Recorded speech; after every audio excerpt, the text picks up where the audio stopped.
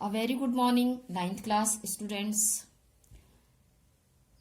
Children, in last video we have completed our गद्य भाग, साहित्य सागर के गद्य भाग हम कंप्लीट कर चुके हैं और इस वीडियो में हम आज पद्य भाग का लेसन नंबर 6 पढ़ेंगे बच्चों, लेसन नंबर 5 जिसका नाम है मेघ आए।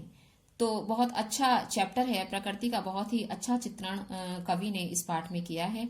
तो आइए खोलते हैं लेसन नंबर 5 पद्य भाग से, क्योंकि गद्य भाग हमारा सिलेबस के अकॉर्डिंग कंप्लीट हो चुका है बच्चों, जिसमें हमारे लेसन 6 कंप्लीट हो चुके हैं। लेसन 6 है मुंशी प्रेमचंद जी द्वारा लिखित कहानी बड़े घर की बेटी, जो हमने कंप्लीट किया है लास्ट वीक में।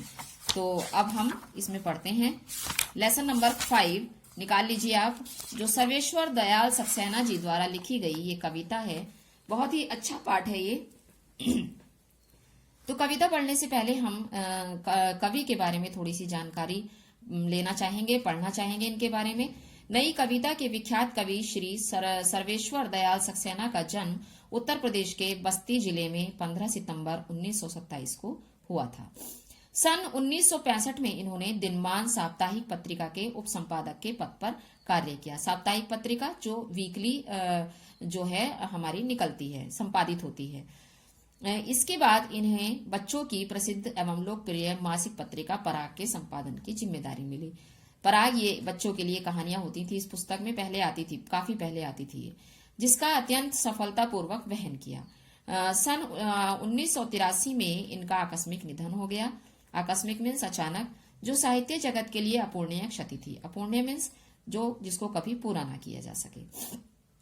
इनकी प्रमुख रचनाएं हैं काठ की घंटियां, बांस का पुल, गर्म हवाएं, एक सूनी नाव, कुआवो नदी, जंगल का दर्द, खूंटियों पर टंगे लोग, काव्य संग्रह है ये इनका। पागल कुत्तों का मसीहा, सोया हुआ जल ये उपन्यास है। बकरी नाटक तथा लड़ाई कहानी है ये। उन्होंने प्रचुर मात्रा में बाल साहित्य भी लिखा। दिनमान में प्रकाशित चरखे और चर्चे स्तंभ के लिए इन्हें बहुत लोकप्रियता प्राप्त हुई। तो ये इनके जीवन के बारे में हमने पढ़ा बच्चों, जिन्होंने कुछ कविताएं बच्चों के लिए भी लिखी, कहानियां लिखी बच्चों के लिए, बच्चों के साहित्य के लिए भी इन्होंने साहित्य में काफी योगदान दिया। तो अब हम आते हैं इनकी कविता पर, जिसका नाम है मेघ आए। तो बच्चों इस कविता में कवि ने बहुत ही अच्छा चित्रण किया है प्रकृति का, और प्रकृति को उन्होंने मानवीयकरण रूप दिया है, अर्थात मेघ यानी कि बादल को उन्होंने एक ऐसे पाहुन के रूप में माना है, दामाद के रूप में माना है। जिस प्रकार मेघ के आने पर, बादलों के आने पर प्रकृति में चारों तरफ एक चहल पहल सी हो जाती है, एक अच्छा सा वातावरण बन जाता है, हवा चलने लगती है और थोड़ी पेड़ जो है झुकने लगते हैं हवा के माध्यम से। तो ऐसे ही इन्होंने मेघ को जो है एक दामाद के रूप में माना है कि जिस प्रकार मेघ के आने पर, बादलों के आने पर प्रकृति में एक अलग ही वातावरण बन जाता है, उसी प्रकार जब गांव में दामाद जो हैं बन ठनकर आते हैं, कोई शहर का व्यक्ति दामाद के रूप में शहर गांव आता है, बन ठनकर आता है, तो उसके स्वागत के लिए किस प्रकार गांव के निवासी उसका स्वागत करने के लिए आतुर हो जाते हैं, उत्सुक हो जाते हैं, यही वर्णन उन्होंने इस कविता में किया है। तो हम पढ़ेंगे ये मेघ आए। तो ये हमारी कविता है मेघ आए। मैं आपको यहाँ इसको पोयम को पढ़ती हूँ और साथ ही साथ एक्सप्लेन भी करूंगी। मेघ आए बड़े बंठन के संवर के। यहाँ कवि कह रहे हैं कि जो मेघ हैं, बादल हैं, वो उनको देखकर ऐसा प्रतीत हो रहा है जैसे बादलों के आने पर प्रकृति बहुत चारों तरफ प्रसन्न दिखाई देती है, खुश दिखाई देती है। उसी प्रकार ऐसा लग रहा है जैसे मेघ रूपी दामाद गांव में आए हों, अर्थात कोई शहर का व्यक्ति दामाद बनकर गांव में आया हो। उन मेघों को देखकर ऐसा प्रतीत हो रहा है।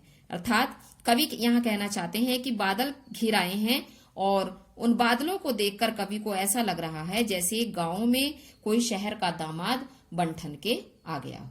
आगे आगे नाचती गाती बयार चली। यहाँ कवि कहते हैं कि बादलों के आने से पहले जो हवा है वो तेजी से चलती है और बादलों के आने की सूचना देती है।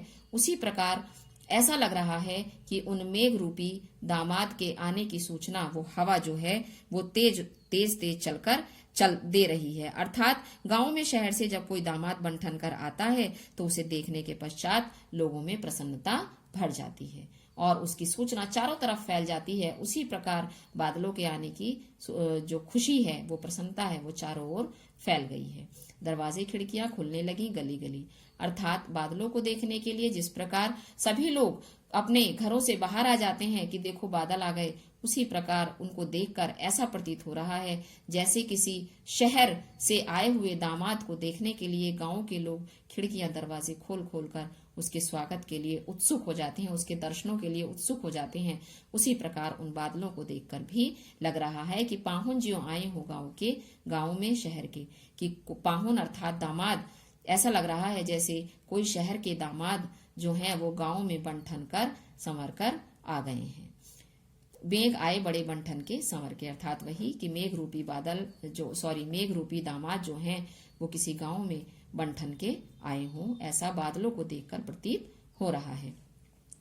पेड़ झुक झांकने लगे गर्दन उचकाए।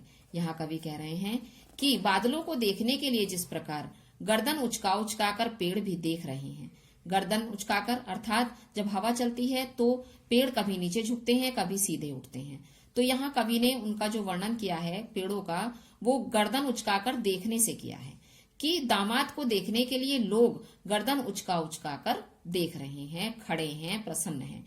जो गांव में दामाद आए हैं उनको देखने के लिए वहां के लोग गर्दन उचका उचका कर उनके दर्शन कर रहे हैं, उनको देख रहे हैं, उनके दर्शनों के अभिलाषी हैं। किस प्रकार अभिलाषी हैं? जिस प्रकार बादलों को देखने के लिए पेड़ अर्थात जब हवा चलती है तो पेड़ कभी झुकते हैं और कभी सीधे हो जाते हैं। तो यहाँ कवि ने पेड़ों को लोगों का रूप माना है, गांव के लोगों का। आंधी चली धूल भागी घाघरा उठाए। अब जो हवा अभी तक धीरे धीरे चल रही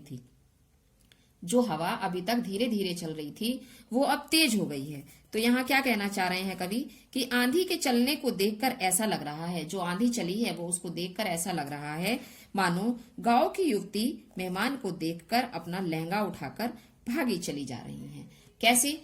जब आंधी चली तो धूल उड़ने लगी बहुत तेज तेज, तो उस धूल को देखकर ऐसा प्रतीत हो रहा है कि जो गांव की युवतियां हैं वो अपना घाघरा उठाकर उस मेहमान को देखकर भागी चली जा रही हैं। बाकी चितवन उठा नदी ठिठकी घूंघट सरकाए। तो यहाँ कवि कह रहे हैं कि बाकी चितवन अर्थात बादलों के घिराने पर नदी भी ठिठक गई। बादलों को देखकर नदी भी ठिठक गई और उसको देखकर कैसा प्रतीत हो रहा है? और ऐसा प्रतीत हो रहा है कि मानो वो उसको देखने के लिए ठहर गई हो। और घूंघट सरकाए से कवि का यहाँ मतलब है कि जो गांव की वधुएं हैं यानी कि बहुएं हैं गांव की, वो घूंघट सरका सरका कर उन्होंने घूंघट कर लिया है और घूंघट के भीतर से वो उस मेहमान को, दामाद को देख रही हूँ। मेघ आए बड़े बनठन के संवर के। तो यहाँ कह रहे हैं कवि वही कि मेघों को देखकर ऐसा लग रहा है जैसे कोई दामाद गांव में आया हो, शहर का कोई व्यक्ति दामाद बनकर गांव में आया हो।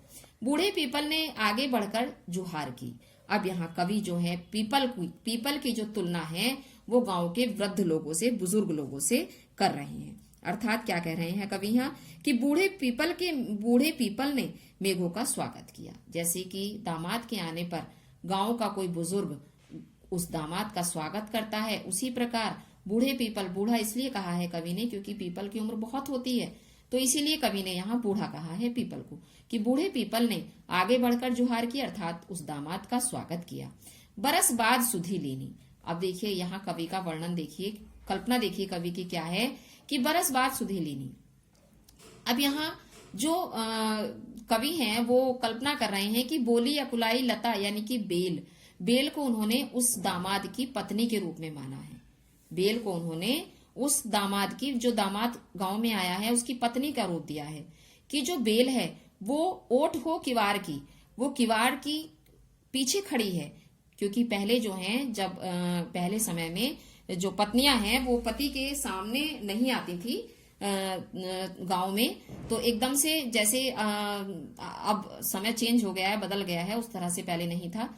तो ये यहाँ कह रही है लता या अर्थात बेल कह रही है कि जो तुम बरस बाद सुधी लीनी, कि तुम बरसों बाद तुमने मेरी सुधी ली है, अपने पति से कह रही है जो वहां दामाद के रूप में आया है कि तुमने बरसों के बाद मेरी सुधी ली है। अर्थात मेरी तुमने शिकायत कर रही है वो एक तरह से कि आज तुम्हें बरसों के बाद तुमने मेरी सुधि ली है।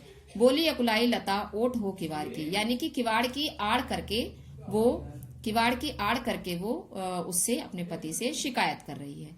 हर्षाया ताल लाया पानी परात भर के। और देखिए यहाँ गांव के तालाब की जो क्या कल्पना की है कवि ने कि जो गांव का तालाब है वो भी खुश है किस चीज को देखकर कि गांव में दामाद आए हैं। तो उनका पहले बच्चों प्रथा होती थी कि जब कोई गांव में मेहमान आता था तो उसके चरण धोकर उसका स्वागत किया जाता था। तो यहाँ कवि कहना चाह रहे हैं कि जो तालाब है वो तालाब रूपी परात रूपी तालाब उसको माना है, वो पानी भरकर उस परात में लाया है। किस लिए? ताकि वो उस दामाद के चरणों को धो सके और उसका स्वागत कर सके। तो यहाँ कवि ने तालाब को भी परात में भरा हुआ पानी की संज्ञा दी है। मेघ आए बड़े बंठन के संवर के, अर्थात मेघ आए बादल रूपी दामाद जो हैं गांव में बड़े बंठन के संवर के आए हैं, जिनके स्वागत के लिए सभी लोग उत्सुक हैं। क्षितिज अटारी गहराई दामिनी चमकी, ये देखिए लास्ट स्टेंजा है इसका। क्षितिज अटारी गहराई दामिनी दमकी, क्षमा करो गांठ खुल गई अब भरम की। अब देखिए यहाँ क्या है, कवि क्या कहना चाह रहे हैं यहाँ अंतिम पंक्तियों में कि सर्वेश्वर दयाल सक्सेना जी जो है अब वो मेघों की एक अलग ही उन्होंने यहाँ वर्णन किया है। क्या वर्णन किया है कि क्षितिज पर जब बिजली चमकी, क्षितिज यानी कि ऐसा स्थान जहां पर जो है आकाश और धरती मिलते हुए प्रतीत होते हैं, वो स्थान क्षितिज कहलाता है। तो अटारी यानी कि मकान के ऊपर की जो छत होती है, बालकनी जिसे हम बोलते हैं, वो दोनों वहां खड़े हुए हैं। और क्षितिज यानी कि उस जगह पर एक बिजली कड़की, दामिनी मीन्स बिजली, आकाश में बादल छा गए, क्षितिज पर गहरे बादलों में बिजली चमकी और वर्षा शुरू हो गई और वो दोनों पति पत्नी वहां खड़े हुए हैं। क्षमा करो गांठ खुल गई अब भरम की, और वो जो पत्नी है वो अपने पति से क्षमा मांग रही है कि मैंने तुमसे व्यर्थ ही शिकायत की, अब मुझे तुमसे कोई शिकायत नहीं है। गांठ खुल गई अब भरम की, अब मेरी सारी शिकायतें दूर हो गई हैं। और ये जो वर्षा का पानी है ये आंसुओं से उनके जो आंखों में, दोनों की आंखों में खुशी के आंसू उनके दोनों के मिलने पर खुशी के आंसू उनकी आंखों में आ गए हैं। तो वो जो वर्षा हो रही है तेज तेज, वो कल्पना कर रहे हैं कि ये जो हमारी आंसू हैं, ये वर्षा रूपी आंसू जो हैं हमारे, ये शिकायत जो हमारी थी वो सब दूर हो गई है, बह गई है। अब हमें आपस में एक दूसरे से कोई शिकायत नहीं है। बांध टूटा झरझर मिलन के अश्रु ढर के, अर्थात शिकायतों का बांध टूट गया और मिलने की यानी कि दोनों मिल गए हैं जो वर्षों से नहीं मिले थे, तो खुशी के आंसू उनकी आंखों में बह निकले हैं। मेघ आए बड़े बंठन के संवर के, और कवि यहाँ वही कह रहे हैं कि जो मेघ दामाद के रूप में आए हैं उनको देखने के लिए उनकी उत्सुकता गांव वालों की, निवासियों की, वो बढ़ गई है और उनके स्वागत के लिए सभी लोग जो हैं वो आतुर हैं। तो यहाँ जो है कवि ने पति पत्नी के मिलने का सुंदर चित्रण किया है, जो एक वर्ष से नहीं मिले थे, दूर थे। तो ये इस प्रकृति के माध्यम से ही कवि ने ये चित्रण किया है। और उनकी जो शिकायत है वो अश्रु यानी कि वर्षा के रूप में बहने का यहाँ कवि ने चित्रण किया है। अर्थात मीन्स कवि यही कहना चाह रहे हैं कि प्रकृति जो है, प्रकृति को अगर हम मानवीयकरण के रूप में देखें तो हम प्रकृति से बहुत प्रेम कर सकते हैं। तो इसी के साथ ये मैं यहाँ एक्सप्लेनेशन तुम्हारी बच्चों खत्म करती हूँ, और क्वेश्चन आंसर्स मैं आपको इसके नेक्स्ट वीडियो में दूंगी। और साथ ही साथ बच्चों मैं आपको इस नेक्स्ट चैप्टर के जो हमारा सूरदास जी का है विनय के पद, यह शायद तुलसीदास जी का है, एक मिनट, तुलसीदास जी का नहीं, सूरदास जी का है बच्चों, ये हमारा विनय के ये पद हैं हमारे, खाली सूरदास जी के पद हैं। तो नेक्स्ट वीडियो में मैं आपको ये लेसन कराऊंगी, लेसन नंबर 6। आज हमने लेसन नंबर 5 की एक्सप्लेनेशन की, क्वेश्चन आंसर्स नेक्स्ट वीडियो में दूंगी। Okay, thank you very much.